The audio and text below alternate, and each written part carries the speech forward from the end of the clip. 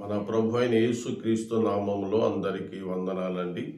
దేవుని మహాకృపను బట్టి ఈరోజు మీతోటి ఈ రీతిగా మాట్లాడటానికి దేవుడు సమయం ఇచ్చినారు. మనము ఈరోజు ఆదికాండము 9వ అధ్యాయము ధ్యానం చేయటానికై ప్రారంభించుకుందాం. 1-2 వచనాలు ఈరోజు చదువుకుని కొన్ని విషయాలు మాట్లాడుకుని ప్రార్థన చేసుకుందాం. చివరి వరకు వినండి.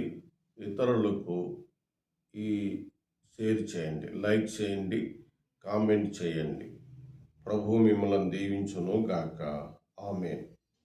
ఆదికాండము 9వ అధ్యాయము 1-2 వచనాలు. మరియు దేవుడు నోహోవును అతని కుమారులను ఆశీర్వదించి, మీరు ఫలించి అభివృద్ధి పొంది భూమిని నింపుడి, మీ భయమును మీ బెదురును అడవి జంతువులన్నిటికీ, ఆకాశ పక్షులన్నిటికీ, నేల మీద ప్రాకు ప్రతి పురుగుకును, సముద్రపు చేపలన్నిటికీ కలుగును. అవి మీ చేతికి అప్పగింపబడి ఉన్నవి. చదవబడిన లేఖనాలన్నీ మన వినికిడిలో ప్రభు దీవించును గాక.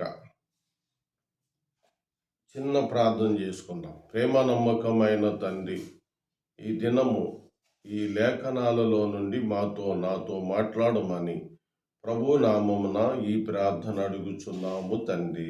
ఆమేన్. ప్రభునందు ప్రియులారా, మనము గత దినాలలో ఆదికాండము 1వ అధ్యాయము 1వ వచనము నుండి ధ్యానం చేసుకుంటూ వచ్చితిమి. ఈరోజు మనం 9వ అధ్యాయములో 1వ వచనం మొదటి లైన్లో దేవుడు నోహోవును అతని కుమారులను ఆశీర్వదించి అనే మాటను ధ్యానిస్తున్నాం. మనము మొదటి అధ్యాయములో ఆయన ఆశీర్వాదమును గురించి చెప్పినాడు. తర్వాత ఇప్పుడు ఇక్కడ కూడా ఆశీర్వాదమును గురించి చెబుతూ ఉన్నాడు. ఈ యొక్క ఆశీర్వాదం యొక్క నిర్వచనం ఏమిటంటే, వారు సంతాన అభివృద్ధి పొంది భూమంతా నిండించాలని నేను అనుకుంటున్నాను. ఇంకా చాలా భూమి ఇప్పటికీ ఖాళీ ఉందని. అట్లయితే ఆయన సంతాన ఫలం ఇస్తున్నాడు, కానీ ప్రజలలో ఒక నైజం ఉంది.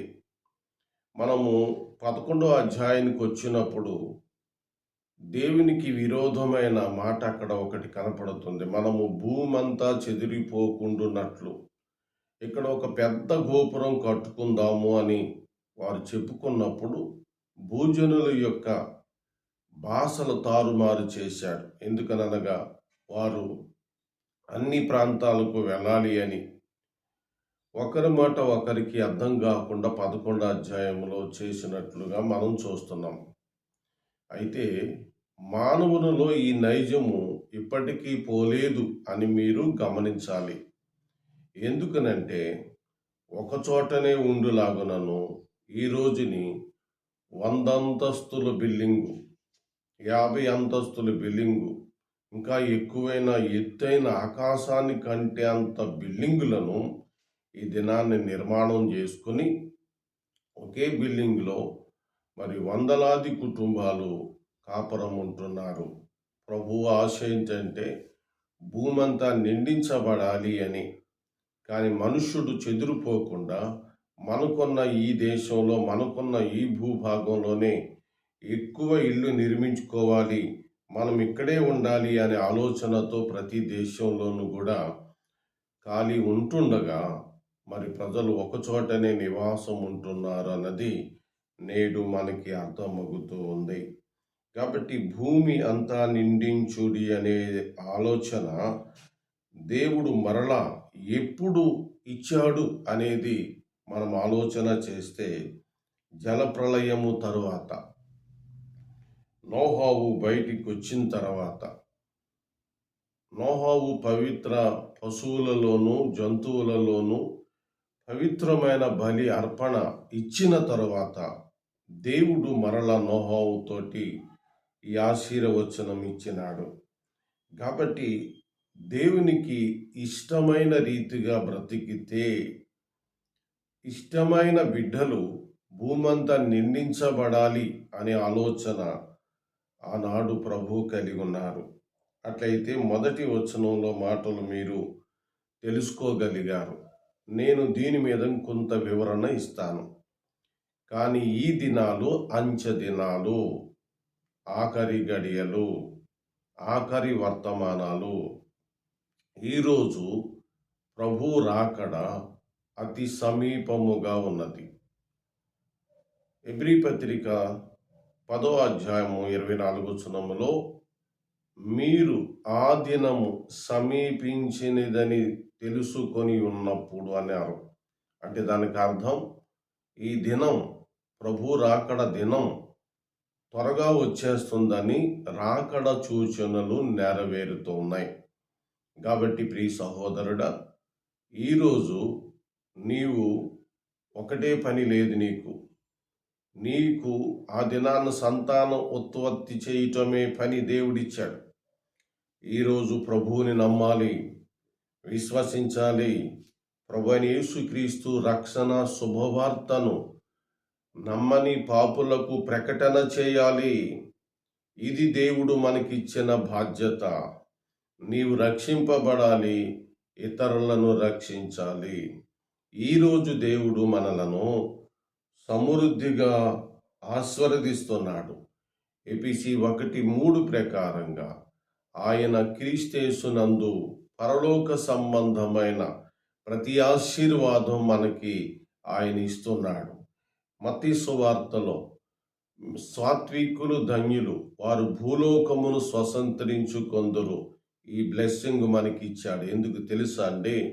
భూమంతా రక్షించాలి, ప్రజలందరినీ రక్షించాలి, అందరినీ కాపాడాలి అనే బాధ్యత ప్రతి ఒక్కరి మీద, రక్షణ పొందుకున్న వారి మీద దేవుడు పెట్టాడు. కాబట్టి ఈరోజు భూమిని నిండించుట అనే ప్రక్రియ దేవుడు మనకి సమృద్ధిగా ఇవ్వలేదు కానీ ఈరోజు ఏది నిందించాలి, మనమందరము దేనిని నిందించాలి అని అంటే, అపోస్తుల కార్యముల గ్రంథం 20 అధ్యాయం 30 వచనం, దేవుడు తన స్వరక్తమిచ్చి కొనిన సంఘం. అక్కడ పనివారు కనపడతారు.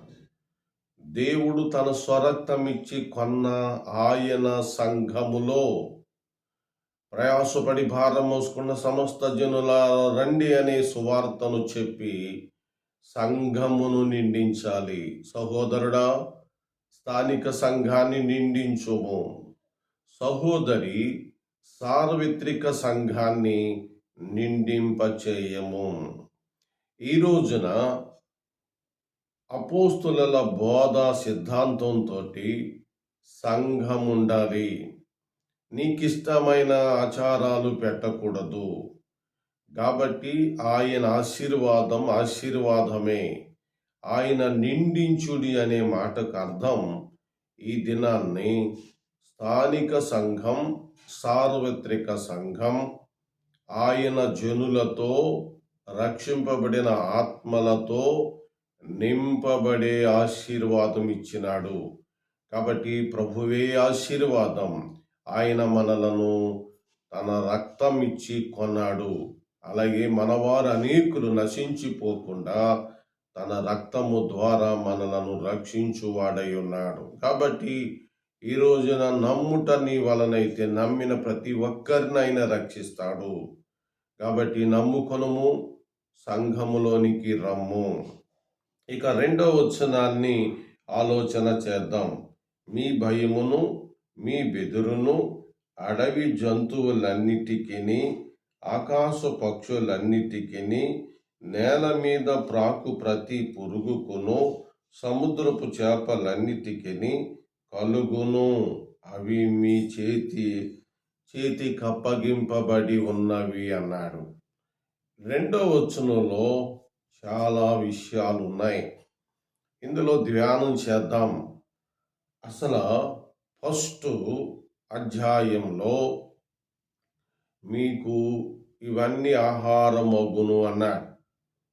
2వ అధ్యాయంలో ఆదాము దగ్గరకు భూజంతువులన్నీ రాగా వాటికి పేరు పెట్టిన దేవుడు ఆ పేరునే ఖరారు చేసినాడు. ఆలోచిస్తున్నారా? ఆ తరువాత ఈ జంతువులు ఎవరి మీదను కూడా దాడి చేసిన దాఖలాలు లేవు.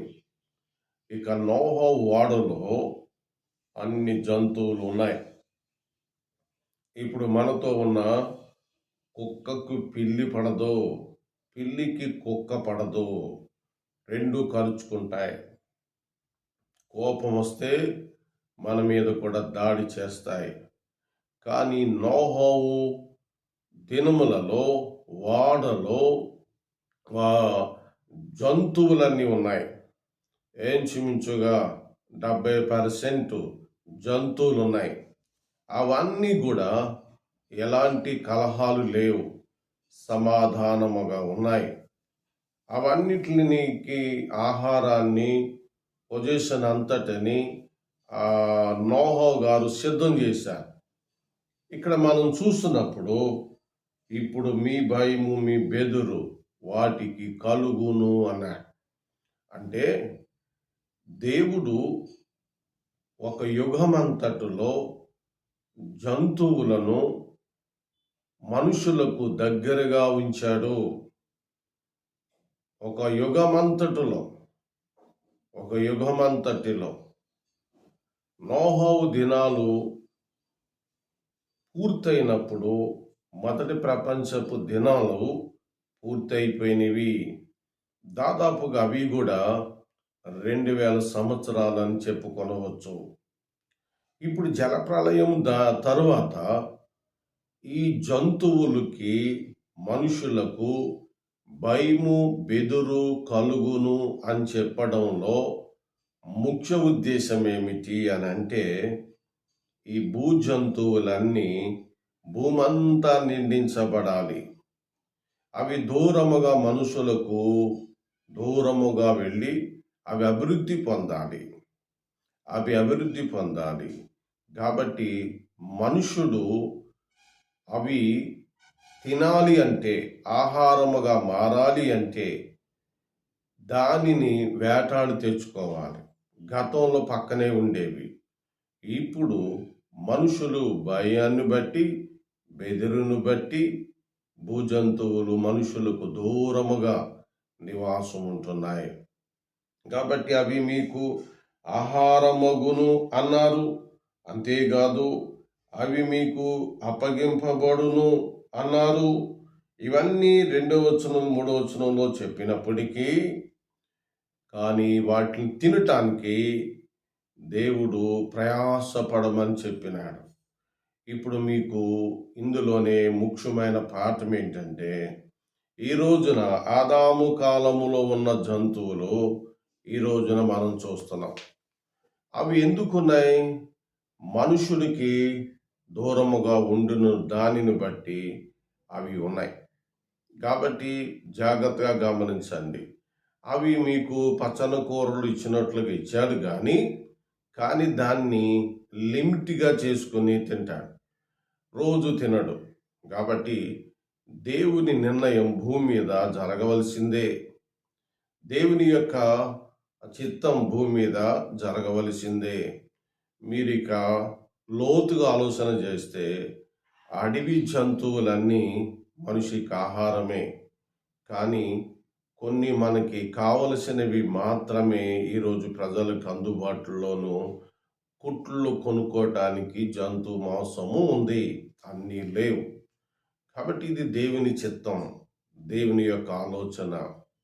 ఇందులో ఒక పాఠం, ముఖ్యమైన పాఠం, మనకి అందుబాటుగా ఉన్న ఆహారం ఏమిటంటే, ఇది నా రక్తము, ఇది నా శరీరము.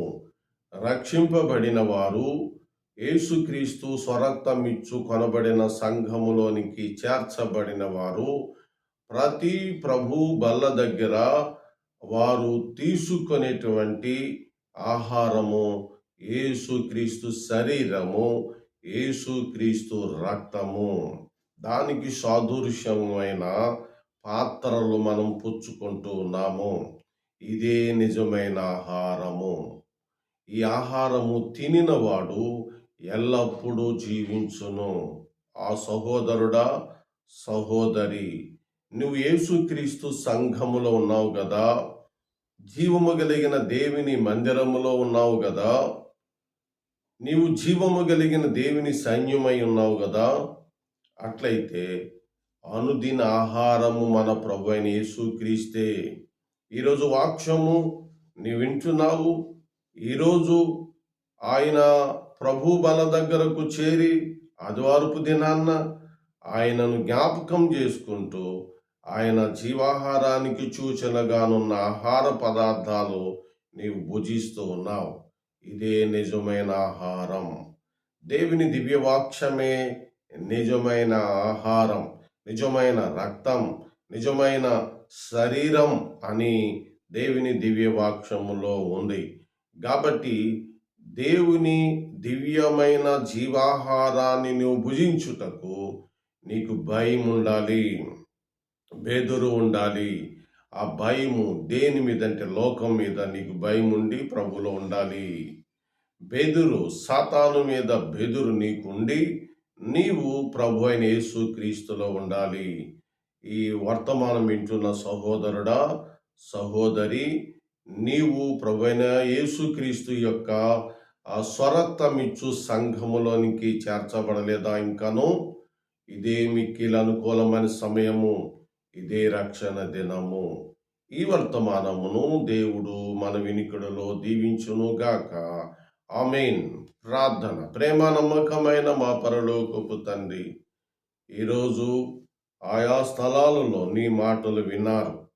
నీ మాటలలో ఉన్న సారాంశముని బిడ్డలు గమనించి నాయన సత్యమైన సంగతిని తెలుసుకొని ఉన్నారు.